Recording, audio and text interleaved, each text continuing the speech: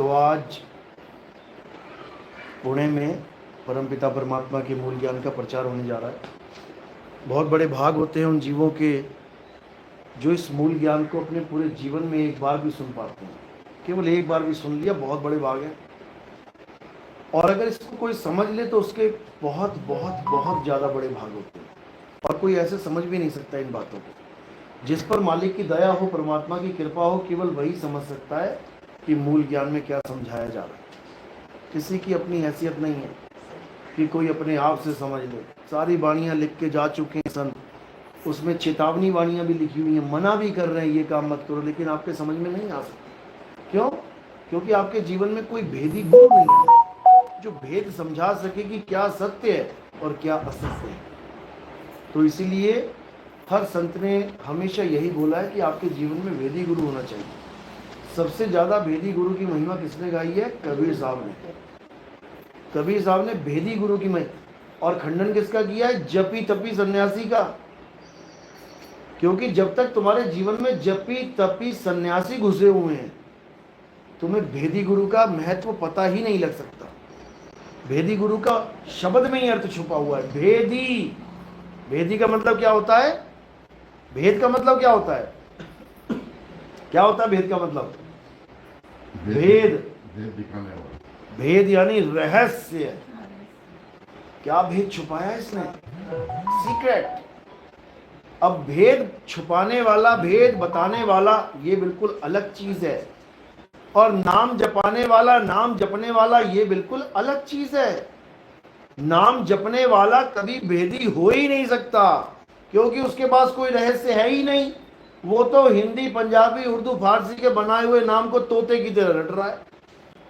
उसमें क्या भेद है? पानी वस्तु है, वस्तु का भेद होता है। पानी का नाम वस्तु नहीं है, अक्षर है, उसका जाप होता है। समझ लो, वस्तु का भेद होता है और अक्षर का जाप होता है। जो परमात्मा है वो कोई अक्षर नहीं है, क्योंकि अक्षर तो इंसानों ने बनाए हैं। अक्षर हर देश के अलग अलग इंसानों ने बनाए हैं, तभी तो अलग अलग है अक्षर सारे। लेकिन परमात्मा ये कोई अक्षर नहीं है कि हम कहें कि परमात्मा हिंदी में है या परमात्मा अक्षर अंग्रेजी में। वो अक्षर में नहीं है, वो एक वस्तु है। वस्तु यानी ये बस कटोरी है, कप है, चम्मच है, वो वस्तु नहीं। वस्तु का मतलब जिसका अपना एक अस्तित्व हो, उसको वस्तु कहते हैं। जिसका अपना अस्तित्व है। अब दो चीजें हो गई, एक तो अस्तित्व, एक उस अस्तित्व का नाम। जैसे पानी का अपना अस्तित्व है। देखो पूरा तालाब भरा पड़ा है, देखो नदियां चल रही हैं, भरी पड़ी हैं, अस्तित्व तो है, लेकिन नाम दिखा दो कहां लिखा है उसके ऊपर पानी।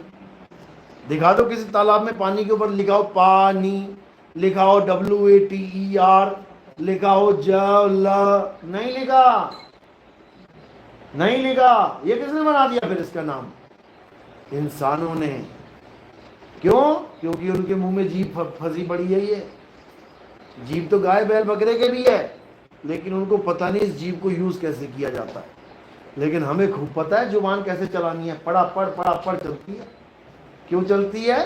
क्योंकि अक्षरों की खोज हमने कर ली है। समझ लो, ऐसा नहीं कि जानवर नहीं अक्षर की खोज कर सकता। एक तोता होता है, वो भी अक्षर की खोज कर बैठा है, लेकिन वो उन अक्षरों की खोज नहीं कर सकता जो हमने की है। वो कौन से अक्षरों की खोज कर बैठा है? Sound therapy. साउंड थेरेपी की खोज कर बैठा है, यानी जैसी आवाज तुम बोलोगे वैसी पकड़ लेगा वो। यानी जैसा सुर तुम निकालोगे गले से, वो वैसा ही म्यूजिक निकाल देगा। तुम्हें लगेगा ये बोल रहा है, तुम्हें लगे अरे यार तो राम बोल रहा है, जबकि राम नहीं बोल रहा है। वो केवल तुम्हारी फ्रीक्वेंसी मैच कर रहा है, अपनी फ्रीक्वेंसी। तुमने कहा राम, वो के अब तुम्हें लगेगा बोला इसने, लेकिन वो केवल फ्रीक्वेंसी मैच कर रहा है कि तुम्हारी आवाज कब पतली हो रही है, कब मोटी हो रही है, कब तीखी हो रही है। उसी को कॉपी कर करके वो बोल रहा है। तुम्हें लग रहा है मेरा तोता तो बोलता है। नहीं बोलता, वो कॉपी कर रहा है। बोलने वाली चीज तब होती है जब तोता तुम्हारे सवालों का जवाब दे। समझे? तुम पूछो दिल्ली कितनी दूर है, वो कहे 204 किलोमीटर, तब समझ में आए। तुम पूछोगे दिल्ली कितनी दूर है, वो कहेगा दिल्ली कितनी दूर है। तुम कहोगे राजा का पिता कौन है, राम का पिता कौन है, वो कहेगा राम का पिता कौन है। जो तुम बोलोगे वही वो बोलेगा। इसका मतलब वो अक्षर ज्ञानी नहीं है, वो केवल आवाज का ज्ञानी है, कॉपी करने का ज्ञानी है। वो कर रहा है कॉपी। जैसे टेप रिकॉर्डर में रिकॉर्ड का बटन दबा दो तो बिल्कुल तुम्हारी आवाज ही तुम्हें सुनाई दे जाएगी, लेकिन तुम उस टेप रिकॉर्डर से 1000 बार सवाल पूछ लेना, कोई भी वो जवाब ना दे पाएगा। समझे? इसी प्रकार जपी तपी सन्यासियों का खेल अलग है और संतों का खेल अलग है। संत इस दुनिया में आते हैं जप तप व्रत पूजा पाठ हवन यज्ञ तीर्थ नेम ये सब कुछ छुड़वाने। संतों का काम है ये सब छुड़वाना, और काल के दूतों का काम है यही सब पकड़ा देना। ये उनका काम है, और इस काम का उनको कमीशन मिलता है, पैसा मिलता है। आप देखोगे परमात्मा के जितने भी संत हुए हैं वो सब गरीबी में गए हैं जाकर। किसी को खानदानी अमीर पहले से है, बात अलग है। कोई राजा का बेटा बन गया, वो बात अलग है। लेकिन जितने भी परमात्मा के संत आए हैं, हंस आए हैं, वो सब गरीबी में अपना गुजारा करके गए। मन लागो मेरो यार फकीरी में। और जितने भी काल भगवान के दूत आए हैं A to Z, ये सब बड़े बड़े भले गरीबी में पैदा हुए हों, लेकिन ऐसे ऐसे अमीर हो गए ये लोग केवल उसी का नाम जपवा। काल भगवान के पास केवल एक ही तरीका है, तू मेरा प्रचार कर, मैं तुझे ऐश करवाऊंगा। और ऐश कर रहे हैं भाई। राम जी ने कब कहा कि मेरा नाम ले लेके तुम मेरी कथाएं सुनाओ? कृष्ण जी ने कब कहा कि तुम मेरी कथाएं सुना सुना के करोड़पति हो जाओ? जो गीता सुनाने वाली थी वो तो सुना नहीं रहे, और सुना रहे हैं तो उसको समझा नहीं रहे, और समझा भी रहे हैं तो खुद ही नहीं समझ पा रहे हैं। दूसरों को समझा रहे हैं और खुद नहीं समझ पा रहे क्या लिखा हुआ है। उसके बदले में काल क्या करता है, इनको ऐश करवाता है। बड़े बड़े सिंहासन लगे हैं इनके, लाखों जनता गुरुजी करती पीछे भाग रही है, लाखों करोड़ों जनता। लेकिन इनकी दुर्दशा क्या होने वाली है? 84 में जाने वाले हैं ये लोग। कबीर साहब ने वाणी बोली है इन गुरुआ लोगों के लिए। क्या बोलते हैं? झूठा गुरु अजगर बना, 184 जाए, और सारी संगत चींटी बनी, तोड़ तोड़ के खाए। झूठा गुरु क्यों बोला? झूठा गुरु का मतलब ये नहीं कि गुरुजी झूठ बोलते हैं, या गुरुजी कोई नशा कर रहे हैं, या गुरुजी कोई गलत काम कर रहे हैं, यही नहीं। झूठा गुरु का मतलब होता है जो तुम्हें झूठा ज्ञान दे, वो झूठा गुरु है। और जो तुम्हें सच्चा ज्ञान दे वो सच्चा गुरु है। जो तुम्हें असत्य नाम दे वो झूठा गुरु है, और जो तुम्हें सत्य नाम दे वो सतगुरु है। वाणी प्रमाणित कर रही, सतगुरु सोई सतनाम बतावे, झूठा गुरु कोई काम न आवे। वो कह रहे हैं सतगुरु वो है जो सतनाम बतावे, जपावे नहीं, बतावे। जैसे एक दुकान में हजारों मीठे फल हैं, अब वहां जाके तुम कहो कि मुझे मीठा फल चाहिए। अब हजारों मीठे फल हैं, केवल मीठा फल कहने से बात नहीं बनेगी, पता होना चाहिए कौन सा चाहिए, नाम क्या है उसका। इसी प्रकार सतनाम का मतलब होता है सच्चा नाम। गुरुजी के पास जब हम जाते हैं कि हम कहते हैं गुरुजी हमें सच्चा नाम दो, परमात्मा का सच्चा नाम, और गुरुजी ने हमें यही जपने के लिए दे दिया, जपो बेटा सच्चा नाम सच्चा नाम सच्चा नाम। अब तुम जप रहे हो आंखें बंद करके, सच्चा नाम सच्चा नाम सच्चा नाम सच्चा नाम। मिल जाएगा क्या सच्चा नाम? जपते रहो सारी उम्र सच्चा नाम सच्चा नाम। सच्चा नाम तो गुरु बताता है, सतगुरु सोई सतनाम बतावे। वो तुम्हें बताएगा सच्चा नाम है क्या। ये सतनाम नहीं जपवाएगा गुरु कभी, ये सब सतनाम जपवाने में लगे हुए हैं। सतनाम कोई जाप है ही नहीं, सतनाम तो उसका भेद है, उस वस्तु का भेद है। तो कैसे मिलेगा सतनाम? जब तुम्हें दोनों प्रकार के नामों का ज्ञान हो जाएगा। एक असत नाम, एक सत नाम। असत नाम मतलब जो इंसानों के द्वारा बनाए गए नाम हैं, वो असत नाम है। गुरु ग्रंथ साहब में वाणी आती है, आप जो कह रहे हैं ना 5 नाम 5 नाम, गुरु ग्रंथ साहब में वाणी आती है। क्या कह रहे हैं? कह रहे कृत्रिम नाम कथे तेरे जीवा, सत्य नाम तेरा परा पुरबला। कह रहे हैं हे भगवान, हे प्रभु, हे मेरे राम, हे मेरे दाता, तेरे जितने भी नाम हैं जो बोलने, लिखने, पढ़ने में आते हैं, वो सब कृत्रिम नाम हैं। कृत्रिम पता है क्या होता है? कृत्रिम, नकली, आर्टिफिशियल। आर्टिफिशियल यानी झूठे हैं, नकली नाम है ये। नकली बीज है। नकली बीज ले आओ तुम आम का, नकली बीज ले आओ इमली का, नकली बीज ले आओ तुम सेब संतरे का, बो दो उसको, कितने दिनों में उगाएगा पौधा?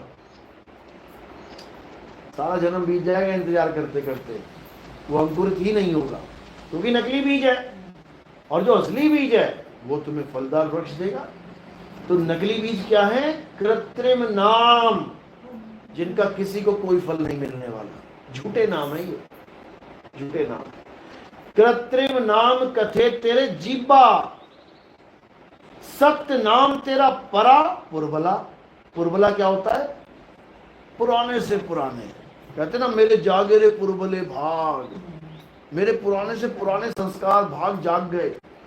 सत्य नाम तेरा परा पुरबला, यानी कि परा यानी कि सृष्टि से भी परे, परा प्रकृति से परा, परे यानी दुनिया भी नहीं बनी थी तब, इंसान भी नहीं बना था। इंसान नहीं बना था तो भाषाएं भी नहीं बनी थी, कागज कलम भी नहीं बना था, दवात भी नहीं थी, ना कोई लेख था, ना कोई लिखने वाला था, तब भी तेरा सतनाम था। अब वो क्या है? जिस दिन वो समझ में आ गया, उस दिन ये सारे 5 नाम 10 नाम सब भाग जाएंगे दिमाग से। तो सतनाम क्या है? एको सतनाम बाबा नानक का मूल मंत्र है, अच्छे से समझ लेना। क्या कह रहे हैं? एको सतनाम, कर्ता पुरुष, निरभव निर्वैर, यानी कि इतना समझ लो कि ये निर्भव और निर्वैर किसी मंत्र के लिए तो नहीं बोला जा सकता। कई लोग कहते हैं सतनाम सतनाम जपना है, तो सतनाम हो गया मंत्र। अब जो सतनाम मंत्र है, ये क्या निर्भव और क्या निर्वैर होगा? ये मंत्र लिखा है, इसके ऊपर कोई भी सतनाम, ये किसको मारेगा और किसको डराएगा, या किससे नहीं डरेगा या किसको नहीं मारेगा? निरपह और निर्वैर जो गुण हैं वो किसी जीवित वस्तु के गुण हैं। निरपह यानी जिसको किसी का भय नहीं, तो मुर्दा होगा तो उसको काहे का भय है? ये जिंदा वस्तु का, जिंदा आदमी का, जिंदा परमात्मा का गुण है ये, कि वो निर्भय है और निर्वैर, वो किसी को मारेगा भी नहीं। उसका नाम क्या है? सतनाम। परमात्मा का नाम है सतनाम। और परमात्मा तब भी था जब साता नाम पैदा भी नहीं हुए थे, ये अक्षर पैदा भी नहीं हुए थे। किसने पैदा किए? इंसानों ने पैदा किए, आदि मानवों ने। यानी इन अक्षरों से भी पहले कौन था? परमात्मा था। परमात्मा का नाम नहीं था, परमात्मा था। जैसे आदमी को लिखने बोलने पढ़ने से भी पहले पानी था, पानी पहले से था, नाम उसने बाद में बनाया है। देख के देखा, अच्छा ये क्या नाम रखा जाए इसका, चलो इसको पानी लिख। अब जो नाम रखा पानी, सबको पढ़ा दिया, अपने बच्चों को, अपनी सारी कम्युनिटी वालों को। अब सब बोलने लग गए पानी पानी पानी। देखो पूरे देश में पानी, कहीं भी जाके बोल दो, पढ़ा दिया। क्या? चीन में जाके बोलना पानी, चीन में जाके कहना मुझे पानी दे दो, सारा जीवन बीत जाएगा तुम्हारा, पानी मिलने का नहीं वहां पे। तुम्हें कोई और हिसाब किताब लगाना पड़ेगा, कोई और आइडिया लगाना पड़ेगा, फिर तुम गूंगे बन जाओ, सबसे बढ़िया है। गूंगा पानी कैसे मांगता है? गूंगे बन जाओगे, पूरी दुनिया में मिल जाएगा। इसको अक्षर ज्ञान नहीं, इसको सैन ज्ञान कहते हैं। सैन यानी इशारा। जो परमात्मा का असली ज्ञान है वो सैन बैन का ज्ञान है, यानी इशारे के द्वारा ज्ञान प्राप्त करवाना, अक्षरों के द्वारा नहीं। वाणी बोली है कबीर साहब ने इसके ऊपर, कह रहे हम वासी वा देश के जहां जात वर्ण कुल नाही। जात वर्ण कुल क्यों नाही? क्यों नहीं? जब यहां है जात वर्ण कुल, वहां क्यों नहीं है? पहले तो यही बता दो भाई। ब्राह्मण कहते हैं ब्राह्मणों को यहां भी उच्च श्रेणी में रखा गया है, ब्राह्मणों को वहां भी उच्च श्रेणी में रखा गया है, वहां भी ब्राह्मणों का आदर सम्मान है, तो फिर वहां तो कुल जात हो गई ना। साहिब कह रहे हैं हम वासी वा देश के जहां जात वर्ण कुल नाही। कुल क्या होता है? कुल का क्या मतलब होता है? कुल कुल का मतलब होता है खानदान, तुम्हारा कुल, तुम्हारा वंश। जात वर्ण कुल नाही, यानी हमारा वो घर नहीं है जहां पर मियाँ बीवी बच्चों सहित रहते हैं। जैसे कोई कह रहा है कि वहाँ कृष्ण जी और राधा जी हैं, वहाँ श्री जी हैं, साथ में उनके पूरे वंश हैं वहाँ पर। कोई कह रहा है ये शिवलोक है, वहाँ शिव पार्वती रहते हैं, गणेश जी भी वहीं हैं। ये सारे कुल बना के बैठे हैं अपने। वहाँ ब्रह्मा सावित्री रहती है, पति पत्नी। ये सब कुल वाला खेल है वहाँ पे। ये सब नकली है, ये सब माया का खेल है। इसीलिए बार बार खंडित कर रहे हैं उसको, ज्ञान को। लास्ट में पूरा बता भी रहे हैं कि वहाँ ऐसे कर नैनो दीदार महल में प्यारा है, पढ़ोगे उसमें पूरा ज्ञान यही समझाया है कि शिव लोक है, ब्रह्म लोक है, ये लोक है, वो लोक है। और लास्ट में जाके क्या कह दिया? ये सब नकली है। सारा खेल खत्म कर दिया। तो असली क्या है? असली केवल शब्द गुरु है। असली केवल सत्य स्वरूप है, हमारा स्वरूप है। सत्य स्वरूपी नाम साहिब का सो निज नाम हमारा। यानी परमात्मा और हम दोनों सत्य हैं, लेकिन दो कब तक हैं? जब तक हम उसको जान नहीं पाए। और जैसे हमने उसको जान लिया तो हम दो नहीं रहे। समझो, जैसे समुंदर और पानी की बूंद, ये दो नहीं है, दो नहीं है, लेकिन वो पानी की बूंद समुद्र से अलग हो गई है, इसलिए वो अपने आप को दो समझ रही है, लेकिन दो है नहीं। जैसी उसमें मिलेगी एक हो जाएगी। दो का मतलब होता है जो कभी एक ना हो पाए वो दो होते हैं, जो कभी एक ना हो पाए वो दो होते हैं। और जो एक होकर दो हो गए हो उसको अज्ञानता कहते हैं। अज्ञानता, अज्ञानता खत्म, एक का एक। जैसे कुत्ता एक कमरे में, एक कुत्ता एक कमरे में मजे से रोटी खा रहा है, दो तो नहीं है ना। अब उसके आगे एक शीशा लगा दिया, अब कितने कुत्ते हो गए? क्या बात है, शीशा लगाया, कुत्ता थोड़ी लेके आया दूसरा। दो कैसे हो गए? कुत्ता तो एक ही है, लेकिन उसके आगे जो शीशा लगा दिया वो अज्ञानता रूपी शीशा लग गया। अब वो एक ही है, एक वो है, एक खाने की थाली है और एक शीशा है। कुत्ता तो एक ही है, लेकिन भौंक भौंक मर जाएगा। बस इसी को कहते हैं एक से दो हो जाना। दो है नहीं, समझ लेना कि हम दो हैं। और जब तक दो समझोगे तब तक तुम भटकते रहोगे, समझ लो। हालांकि कबीर साहब ने तो यहां तक कह दिया कि तुम एक भी मत बोलो उसको, क्योंकि एक भी तुम जब तुम बोलोगे ना एक, तो बोल कौन रहा? फिर वो दूसरा हो गया। समझ रहे हो? एक बोलते ही दो हो जाना है वहां पर। इसलिए बोला साहिब ने एक कहूं तो है नहीं और दो कहूं तो गाली। दो में तो बिल्कुल ही सत्यानाश हो जाएगा। एक कहूं तो है नहीं, दो कहूं तो गाली। जैसा है तैसा कहूं और कहे कबीर विचारी। यानी जो तुम्हारी अवस्था है मैं बिल्कुल वैसे ही बता दूंगा तुम्हें, वरना तुम तीन तीन में भटक जाओगे। जीव शिव पीव हो तुम्ही, लेकिन अज्ञानतावश। और जब ज्ञान में आ गए तो हम हैं शब्द शब्द हम माही, हमसे भिन्न और कछु नाही। ज्ञान में आ गए तो तुम्हारे से भिन्न कोई है ही नहीं कुछ भी। तुम एक भी किसको बोलोगे? एक भी नहीं बोल पाओगे तुम जो हो वो हो। इसी को यहोवा कहते हैं, यहोवा। सारा ईसाई समाज, सारे यहूदी यहोवा को भगवान मानते, लेकिन पता नहीं किसको यहोवा मान बैठे हैं वो। जबकि यहोवा का मतलब है मैं वो हूं जो मैं हूं। बिल्कुल क्लियर। यानी मुझे जानना है तो पहले तुम्हें उसके पास जानना पड़ेगा जो मुझे जानता है, वही बताएगा कि वो कौन है।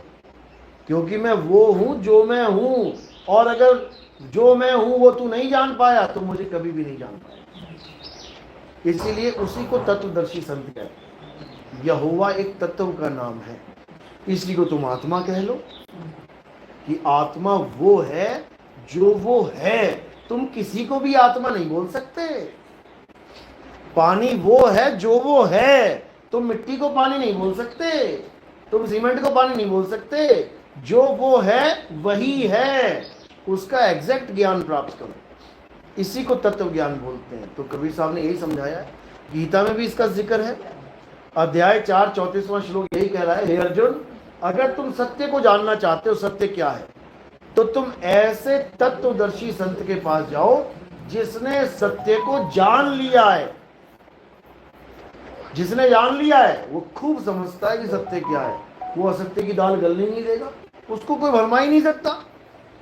तुमने एक बार जीवन में करंट खा लिया ना, तुम्हें कोई भरमा ही नहीं सकता, कोई कह ही नहीं सकता कि करंट बहुत प्यारी चीज है, मजा आ जाता है। तुम कहोगे भाई मुझे मत समझा, खा के बैठा हूं, समझे। जैसे ये संत लोग कह रहे हैं ना, अरे सुअर बनने में भी खूब मजा आ जाता है अगर श्री जी चाहे तो। बताओ, श्री जी चाहे तो, कह रहे हैं बड़े बड़े संतों को, बड़े बड़े परमहंसों को सुअर बना दिया श्री जी ने, और वो आनंद में है। बताओ, नालियों में मुंह मार के क्या आनंद मिल रहा है? इतना आनंद तुम्हें चाहिए तो सुअर बनने की वेट क्यों कर रहा है? वहीं सुअर के साथ ही खाना खा ले जो वो खा रहा है, तुझे अभी पता लग जाएगा क्या आनंद है।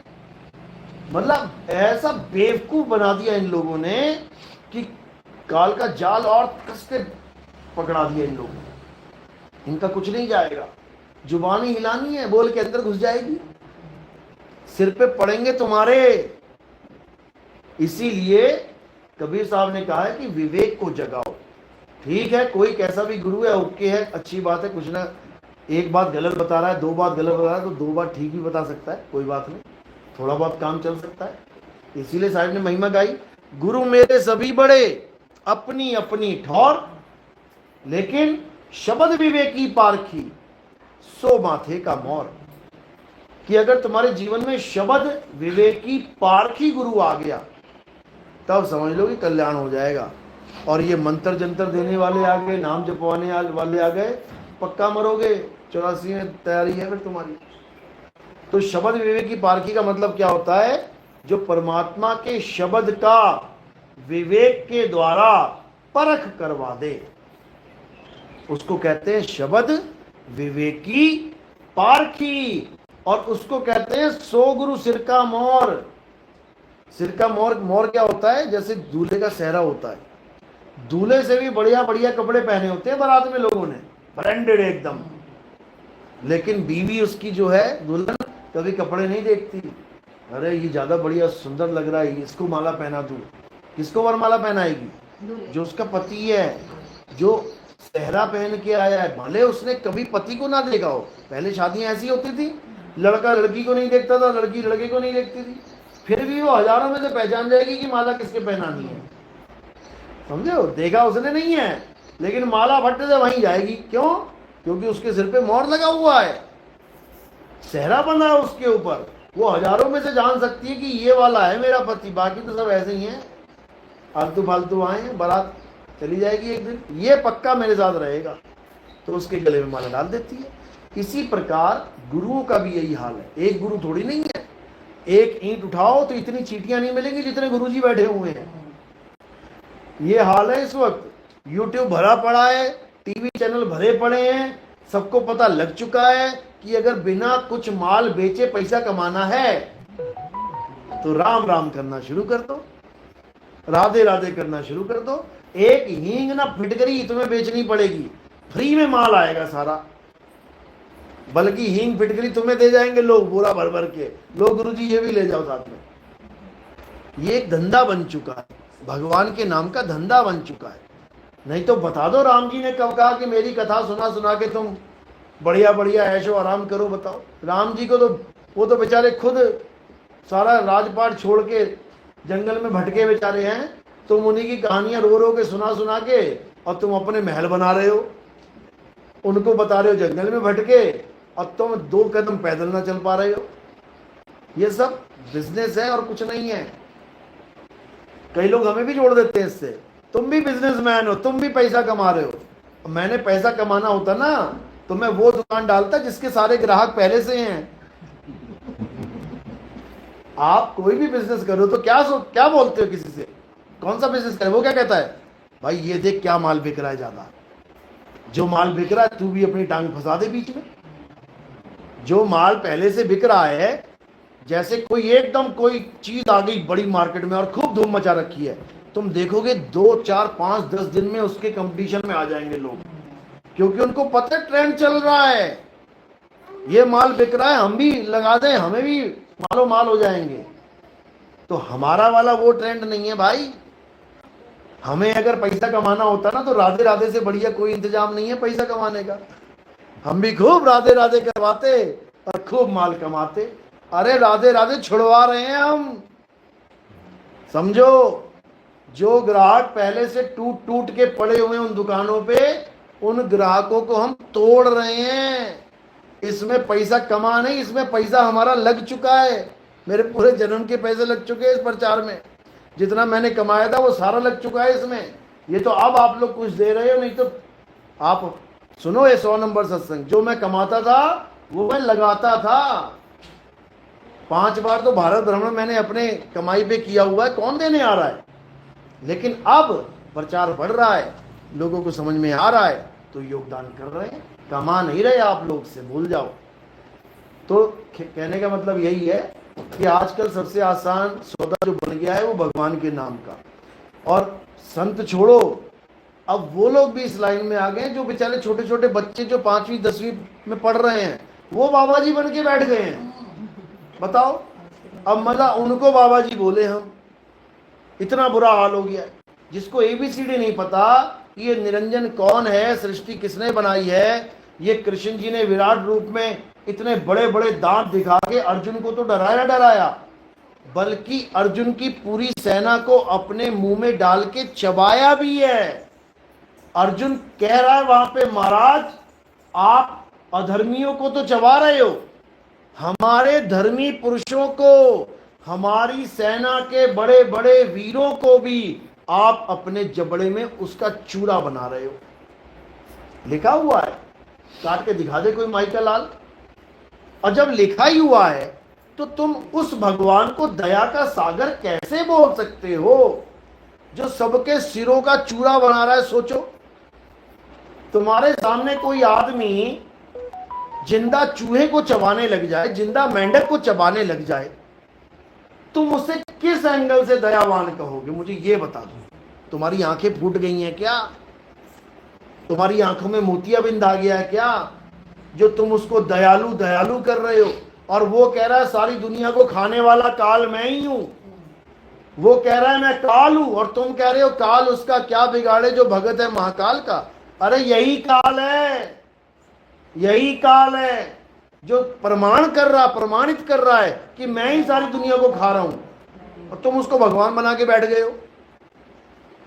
इतना बुरा हाल है, क्योंकि फूटी आंख विवेक की, और लखे न संत असंत, और जिसके संग 10-20 हैं अवा को नाम महन। यही चल रहा है। जिसके साथ 10-20 लोग जुड़ जाते हैं, यूट्यूब पे बाबा जी बन के बैठ जाते हैं आशीर्वाद देने के लिए। अपना पता नहीं है कहां जाने वाला है, काल के मुंह में क्या इसका होने वाला है, और दूसरों को बता रहा है कि हमसे हम पार करवा देंगे तुम्हें। इसीलिए कबीर साहब को बार बार आना पड़ता है इन झूठे गुरुओं से बचाने के लिए। ये झूठे क्या करते हैं, ये तुम्हें मंत्र जाल में फंसाते हैं। अरे घर घर मंत्र देत फिरत हैं, माया के अभिमाना, और गुरुआ सहित शिष्य सब बूढ़े, अंत काल पछताना साधो देखो ये जग बौराना। यही समझा रहे कबीर साहब कि जो सच्चा गुरु होता है वो कभी मंत्र के जाल में नहीं फंसाएगा तुम्हें, वो तुम्हें स्वरूप ज्ञान देगा। स्वरूप ज्ञान समझा रहे कबीर साहब कि जब तक स्वरूप ज्ञान देने वाला गुरु नहीं मिल गया, तब तक तुम कितना ही नाम जप लो, तुम्हारा बेड़ा पार नहीं हो सकता, नहीं हो सकता। तो कह रहे गुरुआ तो घर घर फिरे, कौड़ी केर 50, अपने रूप की खबर नहीं, शिष्य करण की आस।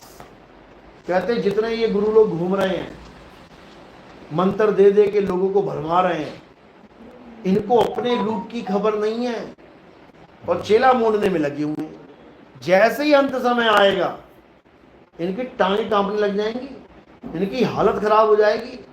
ये दौड़े दौड़े फिरेंगे कि कोई बचा लो हमें, जो गुरुजी बन के बैठे हुए हैं। समझ लो क्यों? क्योंकि इनको स्वरूप ज्ञान नहीं है। इनको ये नहीं पता कि जब मेरी काया छूटेगी तो मैंने करना क्या है। इनको ये नहीं पता। ये सोच रहे हम मंत्र जप लेंगे, भूल जाओ मंत्र जपेंगे। तुम्हारे कान के पास से अगर ट्रक निकल जाए ना, तो मंत्र सब भूल जाओगे उसी वक्त। उस वक्त क्या, ओ मम्मी बच गया, मर गया था भी है, यही निकलेगा। सारे मंत्र फंतर ज्योत निरंजन ओंकार ओंकार ओंकार ये सब खत्म हो जाएगा।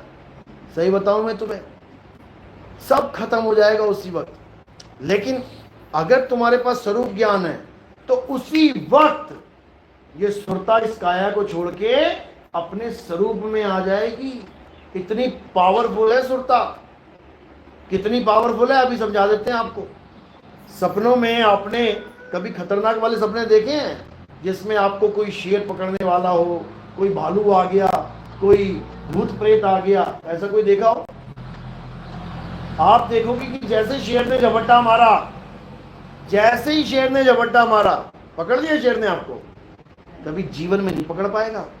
तुम देखोगे कि शेर आया, झपट्टा मारा, इतने में आंख खुल गई। ये क्या हो गया? ये कैसे हुआ? पूरा सपना देखा, आंख नहीं खुली। शेर ने झपट्टा मारा, आंख खुल गई। कैसे? कारण क्या है? क्योंकि सुरता को पता है कि उसका शरीर कहां पड़ा हुआ है। इधर से निकली बचने के लिए और उधर फिट हो गई एकदम, जाके आंख खुल गई, क्या अरे बच गए, जबकि वो सपना था। क्या सपने वाला शेर किसी को मार सकता है? तो क्यों भागे वहां से?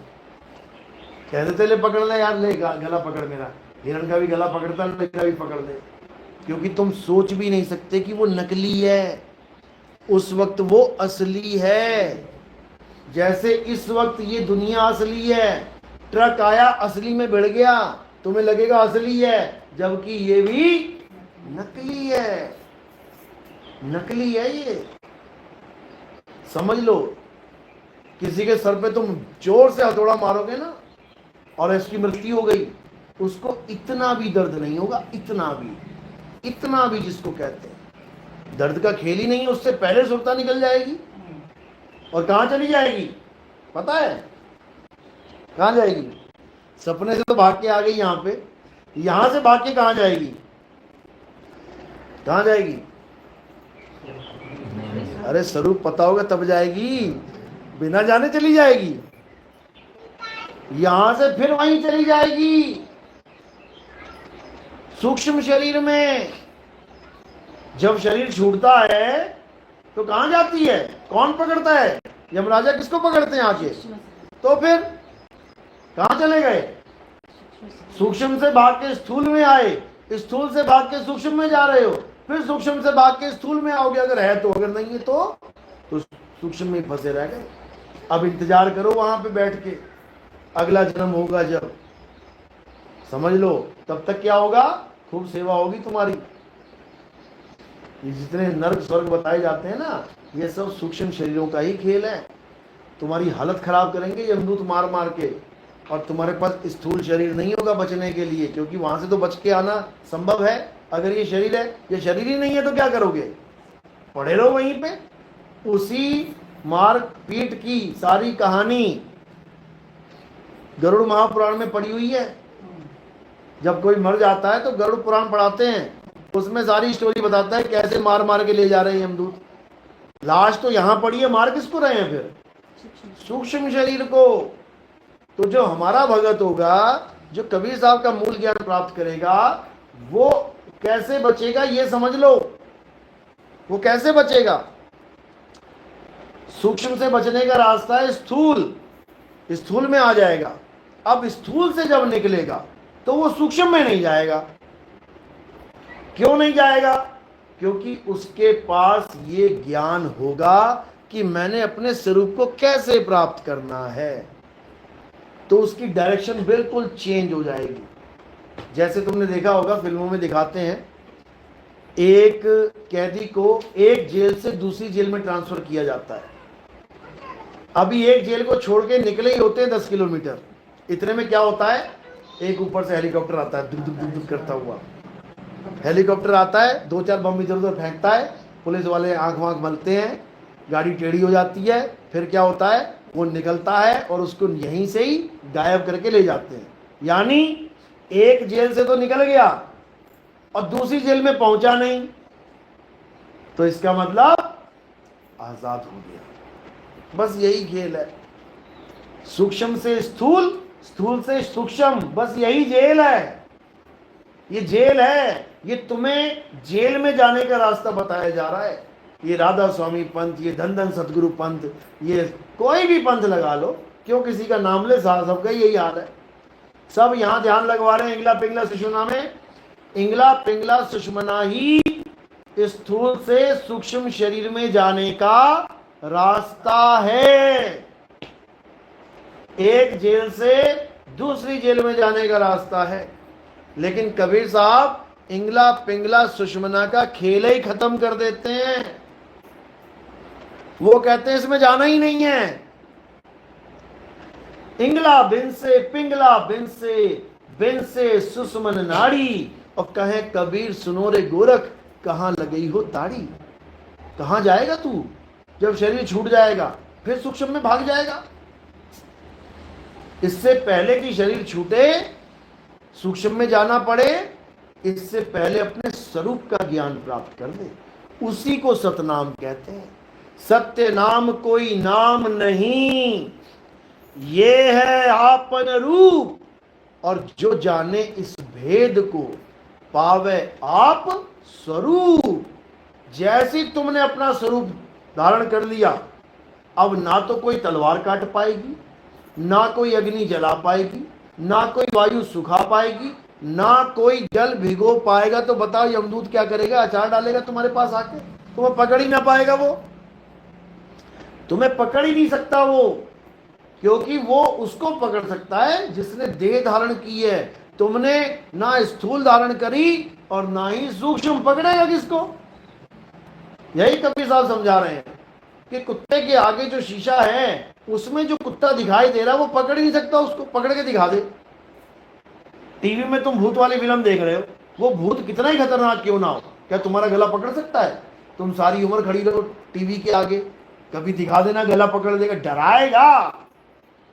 डराएगा पूरा, लेकिन कुछ कर नहीं सकता। इसी प्रकार कबीर साहब समझा रहे हैं, जैसे स्वान कांच मंदिर में भरमते भूख मरे हो, और कहें कबीर नलनी के सुगना, तो हे कौन पकड़े हो। तुम्हें कोई पकड़ ही नहीं सकता, लेकिन तुम्हें इस चीज का ज्ञान ही नहीं है, इसलिए तुम किसी ना किसी की आस में बैठ जाते हो। मुझे बाबा जी लेन आएंगे, मुझे फलाना लेना आएगा, मुझे ठिकाना लेना आएगा, और तुम अपने स्वरूप को ना जानकर किसी और की आस में अपना जन्म बर्बाद कर लेते हो। किसी की आस में नहीं रहना है, बिल्कुल नहीं। आशा तज के रहो निराशा, और कहें कबीर फिर देख तमाशा। कहते हैं एक बार ये आशा वाला जाल तोड़ दो, ये आशा खत्म कर दो।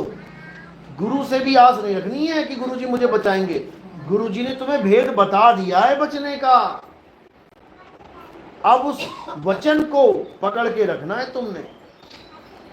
ये समझ लो, एक डाल दो पंछी बैठे, एक गुरु एक चेला, और गुरु की करनी गुरु भरेगा, चेले की करनी चेला, तू उड़ जा हंस अकेला। ये इन गुरुओं को नहीं समझ में आ रही है बाणियां, ये तुम्हें दुकेला करने में लगे हैं कि बेटा तू तो अपाहिज है, तू बैसाखियों पे ही चल सकता है, मेरे बिना तू कुछ नहीं कर सकता, मैं बैसाखी हूं और तू लंगड़ा है। कबीर साहब ये बैसाखियां तोड़ देते हैं, किसी बैसाखी का सहारा मत लेना। तू उड़ जा हंस, उड़ने की बात कर, चलने की बात मत कर। किसी को विहंगम चाल कहते हैं। शब्द विहंगम चाल हमारी, और कहे कबीर सतगुरदई तारी। खुले कपाट शब्द झनकारी, बिल्कुल सिंपल। दरवाजा खुलेगा, शब्द झनकारी यानी शब्द रूप गुरु आएगा, तुम उसमें समा जाओगे। सूरज समाए शब्द में और वाको काल ना खाए। ये जाप मरे अजपा मरे, ये अनहद भी मर जाए। जो 5 धुन आप कह रहे हो इसको अनहद नाद कहते हैं। कबीर साहब कहते हैं ये भी मर जाएगी। बताओ, अनहद नाद ही मर गई। जो तुम इतने सालों से कानों में उंगलियां डाल डाल के अनहद नाद सुन रहे हो, अगर वो भी मर जाए तो तुम परमात्मा किसे बोलोगे? फिर बचा क्या तुम्हारी लाइफ में? समझो बात को। अनहद बाजा जम का थाना, जैसे पुलिस वालों का थाना होता है ना, ऐसी जमराजा का भी एक थाना है। वहीं बैठाता है, हाँ तू भी आ, चले तू भी आ जा, वहीं क्लास लगाता है। तो अनहद बाजा एक ऐसी क्लास लगाता है, वहां पे सबको इसमें भरमा देता है। सब उसी शब्द को पकड़ के बैठ जाते हैं। जिसको पकड़ के बैठोगे वहीं रह जाओगे। तो अनहद बाजा जम का थाना, पांचों तत्व करे घमसाना।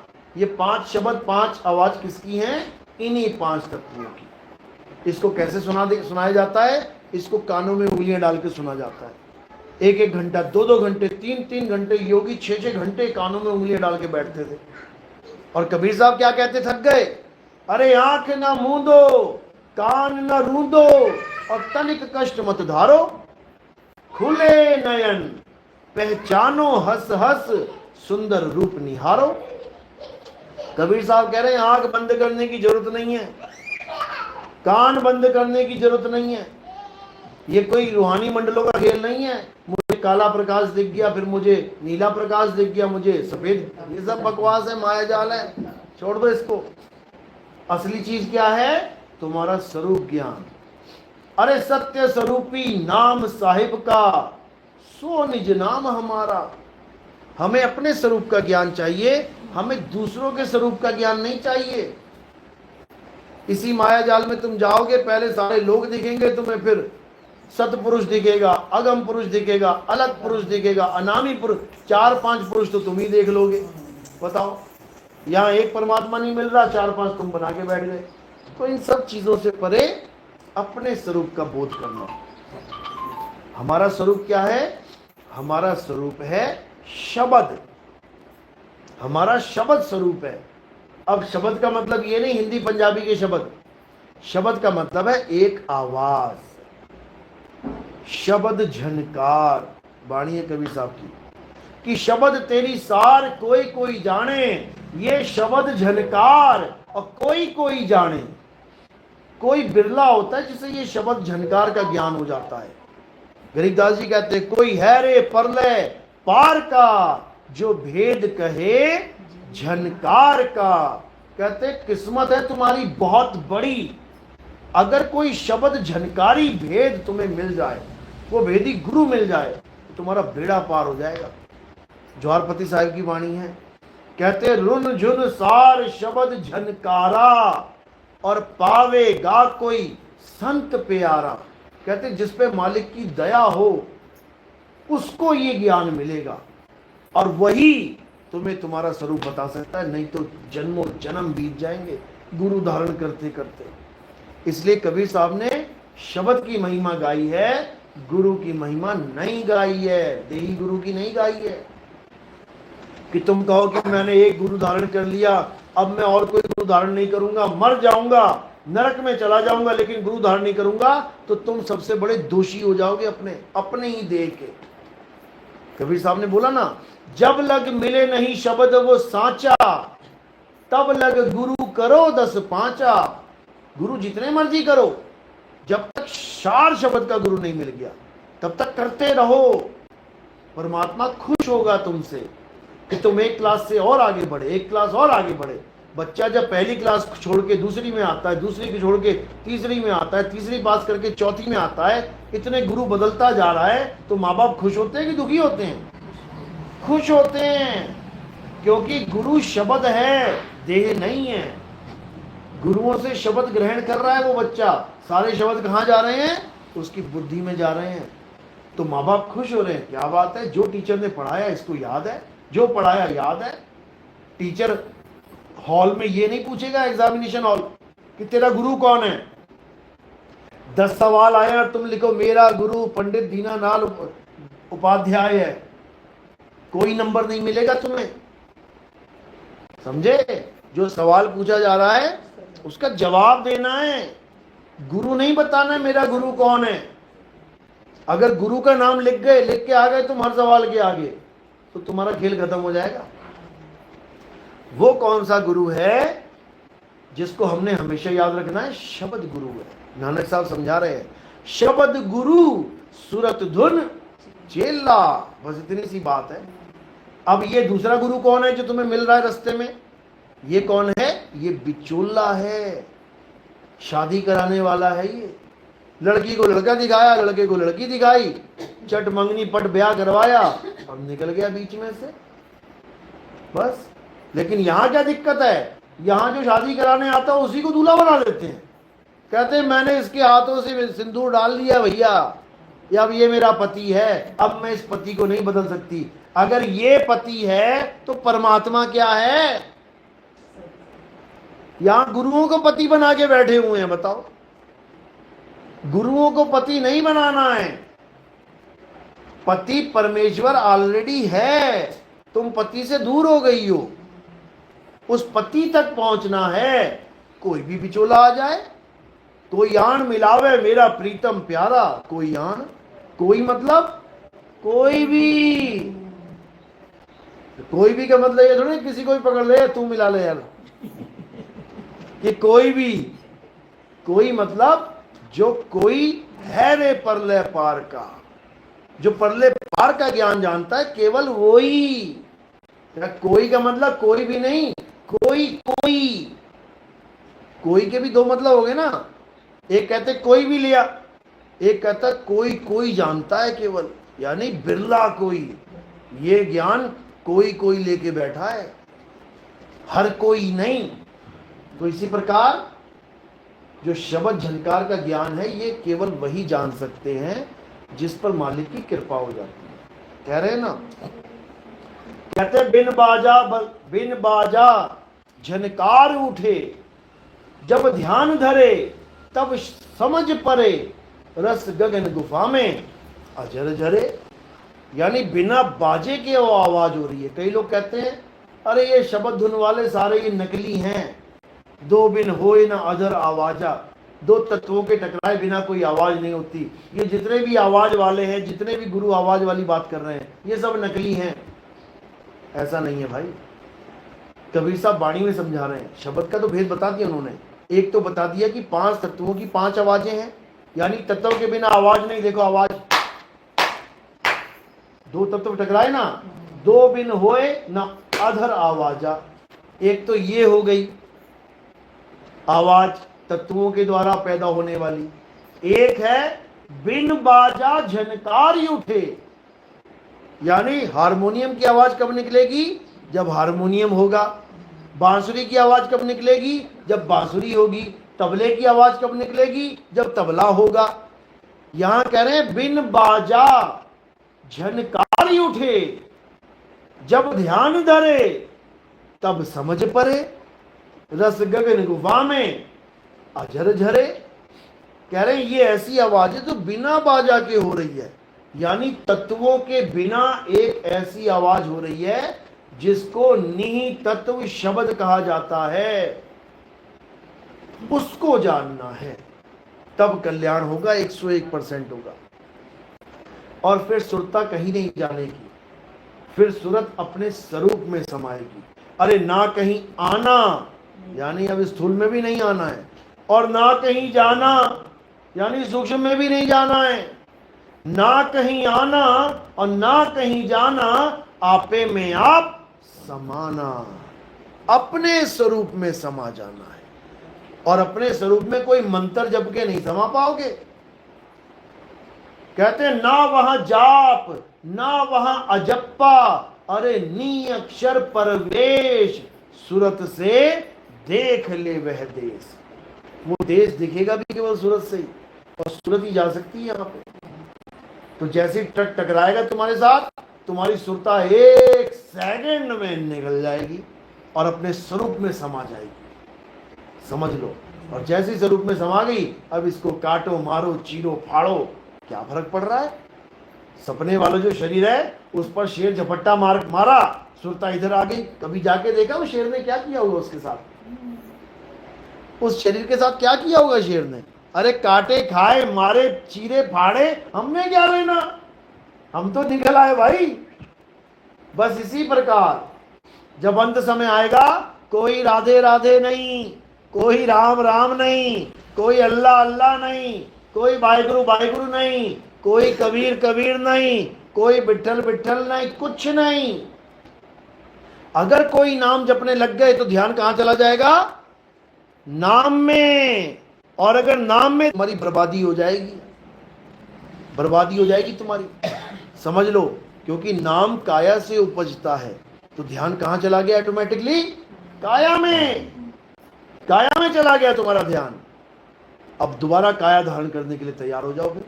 इसलिए कोई नाम नहीं जपना, ना मैं जप में, ना मैं तप में, ना एकांत निवास में। अरे मोको कहां ढूंढे रे बंदे, मैं तो तेरे पास में। खोजी होए तुरंत मिल जाऊं, एक पल की तलाश में। एक पल का खेल है केवल, पता लग जाएगा मेरा मालिक कहां है। उसके बाद ये विचल नहीं सकती सोता। एक बार तुम्हें पता लग जाए ना कि इस घर में एक तहखाना भी है, और वो तहखाना कहां निकल रहा है, पता लग गया ना। अब चाहे रात बेरात 2 बजे भी गुंडे अटैक कर दें, तो क्या करोगे, बाहर थोड़ी नहीं जाओगे दरवाजा खोल के मरने के लिए। क्या करोगे, तहखाने की तरफ एकदम निकलोगे। यही ज्ञान है, इसी को गुप्त भेद कहते हैं। अगर ये ज्ञान है तो मेरे भाई बच गए, अगर नहीं है तो मारे गए। इसके अलावा और कोई ज्ञान नहीं है, भूल जाओ। चलो, बात समझ में आ रही है? किस किस के समझ में आ रही है, हाथ खड़ा करो जरा। बहुत बढ़िया, बहुत बढ़िया, बहुत अच्छी बात है कि ये ज्ञान समझना सबके बस की बात नहीं है। बड़े बड़े धुरंधर आते हैं इस ज्ञान को समझने में और फेल हो जाते हैं। इसके लिए आपको बार बार आना है ना, और थोड़ा ज्ञान देने के लिए। मुझे बार बार मत बुलाओ भाई, बार बार वाला काम हमने YouTube पे डाल दिया है। बार बार देखो, दिन रात देखो, सुनते जाओ सुनते जाओ।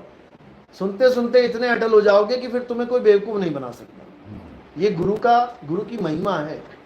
जो गुरु वाले हो जाते हैं ना, फिर उनको कोई निगुरा बेवकूफ नहीं बना सकता, समझ लो। दूर किया है आपने। हाँ, भरम दूर कर देते हैं, बिल्कुल। ये गुरु का काम ही है। जिस गुरु से भरम ना मिटे और भ्रांति जीव की ना जाए, सो गुरु झूठा जान के त्यागत देर न लगाए। कहते हैं अगर गुरु के ज्ञान से भरम नहीं टूट रहा है तुम्हारा, वो गुरु नहीं है, वो तो फंसाने के लिए आया है, तुम्हें बर्बाद करने के लिए आया है। चलो, तो अब आरती करेंगे। अब आरती के समय आरती कैसे करते हैं आपको पता है। थोड़े से फूल उठाने हैं, हल्के से मेरे सिर के ऊपर रख देने हैं। सिर के ऊपर क्यों रखते हैं, क्योंकि हमारे यहाँ किसी भी मूर्ति की, किसी भी फोटो की, कैलेंडर की, जड़ की पूजा नहीं होती। और पैर के अंगूठे से लेके सिर की चोटी तक ये नीचे क्या दिख रहा है, ये जड़ शरीर है, नाशवान शरीर है। हमारे यहाँ नाशवान शरीरों की पूजा नहीं होती। हमारे यहाँ फूल कहाँ रखे गए, नाशवान शरीर से परे, काया से परे। तो वो कहाँ समर्पित हो जाते हैं, वो आत्मदेव के चरणों में समर्पित हो जाते हैं। हमारे यहाँ आरती आत्मा की होती है, आत्मदेव की होती है। तो एक एक करके आएंगे, आरती चलेगी। अभी सबने खड़े हो जाना है। आरती की थाली ले आओ बेटा। साईं बंदगी सतनाम आगे के महाराष्ट्र में है। आज पुणे में प्रोग्राम है, कल को फलटन में होगा, 26 तारीख को कोल्हापुर में है, 27 को मुंबई में है, 30 तारीख को धार में है और 1 तारीख को देवरी एमपी में है। सागर के पास देवरी करके जगह है, वहाँ पे होगा। जो भी आना चाहते हैं संपर्क कर सकते हैं 9256111007 पे। साई बंदगी सतनाम। जो नए भगत जुड़ते हैं उनको बताना चाहूँगा कि आप 1 नंबर से सत्संग सुनना शुरू करें। नितिन दास सत्संग नंबर 1, नितिन दास सत्संग नंबर 2, 3, 4 ऐसे करके लिखेंगे, आ जाएगा। और अगर नहीं मिल रहा है तो आप मुझे मैसेज कर सकते हैं, मैं आपको पूरी सत्संग की जो सीरियल वाइज लड़ी है वो भेज दूंगा। सबका कल्याण हो, सबका मंगल हो। साई बंदगी सतनाम। जय सतनाम।